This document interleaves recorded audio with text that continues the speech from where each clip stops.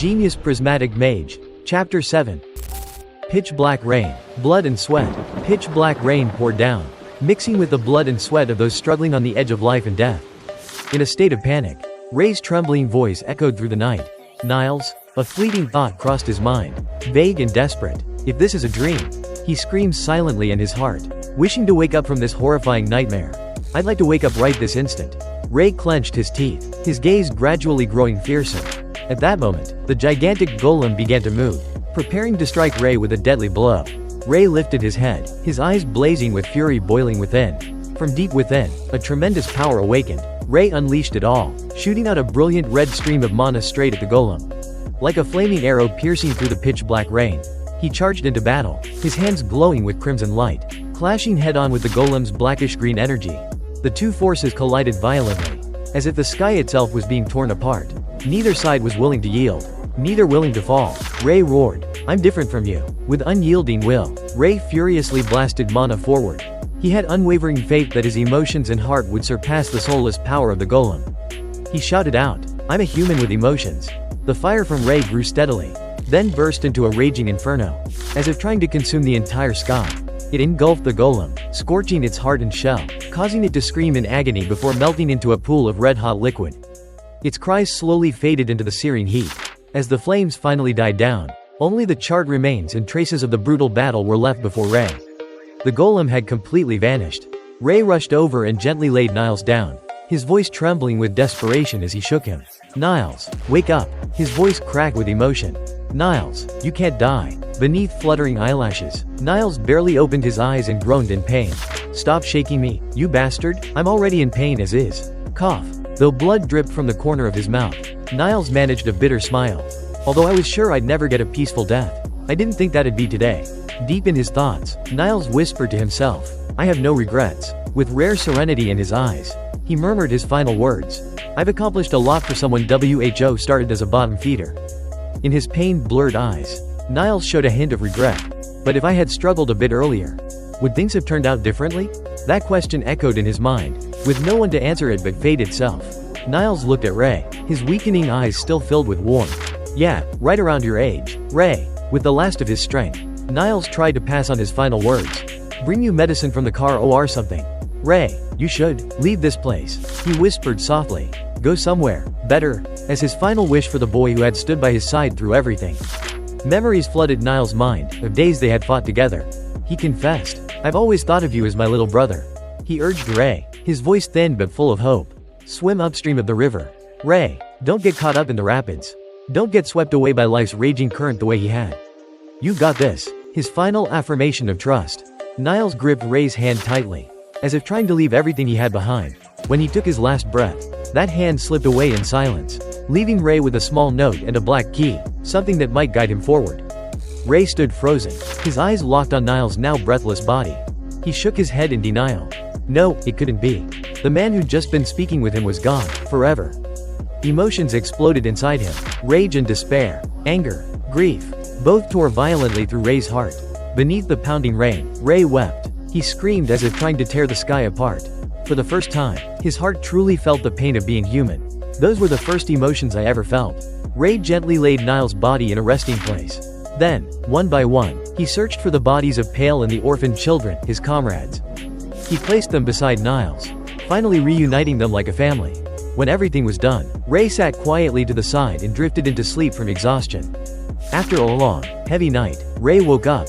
He looked down at his hand, the same hand that had once held his brother's. It feels like I had a really long dream. But the memories wouldn't let him go. Just remembering what happened yesterday puts my emotions in turmoil, almost the same as that time. His feelings surged into chaos, almost as if that fateful moment had just happened all over again. Ray recalled the bloody battle from the night before, the image of the massive golem, the moment it shot a beam of mana through Niles' body. All of it flashed vividly through his mind as if it had just happened. A remnant of that fury still smoldered in his heart, and it reignited the power within him once more. "Something is different for certain," Ray whispered. Something had changed, and he could feel it more clearly than ever. A small flame sparked in the center of Ray's palm. No spell, no incantation, only pure, raw emotion. The stronger my rage, the stronger the flame I can conjure. So the strength of my emotions does affect the strength of my magic. Ray realized the new rule behind his power. Emotion, something he had once rejected, was now the key. The flame extinguished, leaving behind a faint trail of smoke. Ray dropped to his knees, breathing heavily. His body weighed down as if drained of all strength. "Ah, I overdid it." He stared at his palm, where power had just ignited from deep within. Ray stood up, his gaze turning cold as he looked at the bodies beside him. "Let's move." It was time to act. He draped the cloak over himself. Pulling the hood up, the wind howled, carrying with it the resolve of someone who had nothing left to lose. "I need to get revenge. Whether the path was righteous or dark. Whether it be good, or bad, Ray would not turn back." 17th Street Central Square, the place where all tragedy began, now became the birthplace of vengeance. Hector's henchmen barked orders at the citizens. "You there, get a move on." They kept pushing, forcing the innocent to clean the remnants of war. The people silently cleared the corpses, frustration simmering in their eyes. The Hector group won, so life's going to get more difficult. "Hey, lower your voice, they'll kill you." Any sign of resistance was silenced by fear. Ray hid behind an oil drum, watching, his eyes locked onto two of Hector's goons talking. A spark of rage flashed within him. "Niles, that bastard, if he only listened," one of them muttered, insulting the brother Ray held most dear. Ray gripped his knife tightly. A murderous aura spilled from him like an invisible cloud of smoke. He muttered coldly, "Found them." Suddenly, a hand clutched Ray's shoulder from behind. A deep voice spoke, "Hey kid, just a second." Ray spun around like lightning, the blade in his hand slashing sharply toward the owner of the hand that had touched him. But it didn't land. The other person was faster, dodging the deadly strike in the blink of an eye. Though he managed to avoid the full impact, the man couldn't escape completely. A small gash appeared on his neck, blood oozing out, bright red. Both of them immediately jumped back to create distance. The man raised a hand, speaking quickly with a serious tone. "Calm down." Ray's eyes scanned the figure before him, and then froze when he recognized him. Humphrey. In Ray's mind, every person involved with Hector had to pay. He gritted his teeth, rage burning inside. The entire Hector group needs to die. Humphrey didn't fight back, only defended, but Ray's relentless strikes, fast and furious like a storm, still left cuts across his body. Humphrey gasped for breath, eyes wide in shock. What are these insane movements? This kid, he wasn't this strong before. He couldn't believe the power surging from Ray now. "I'll lose at this rate. At this pace, I'll be taken down." Then, a decision flashed in his mind. Gritting his teeth, Humphrey took a gamble. He relaxed for a split second, letting Ray plunge the knife deep into his left shoulder, a serious wound. But not a fatal one. Ray paused in surprise. "He let me have his shoulder. Why would he allow that?" While Ray was still stunned, Humphrey suddenly grabbed the front of his shirt, pivoted, and slammed Ray down onto the hard ground. Ray was pinned, unable to move. Humphrey growled, eyes locked fiercely onto Ray, anger flickering behind his words.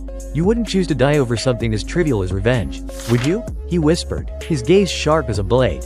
The ghost of the 17th Street. Ray. He knew who Ray was. That nickname didn't come without meaning. Lowering his voice, Humphrey made a serious proposition. "I have an offer for you.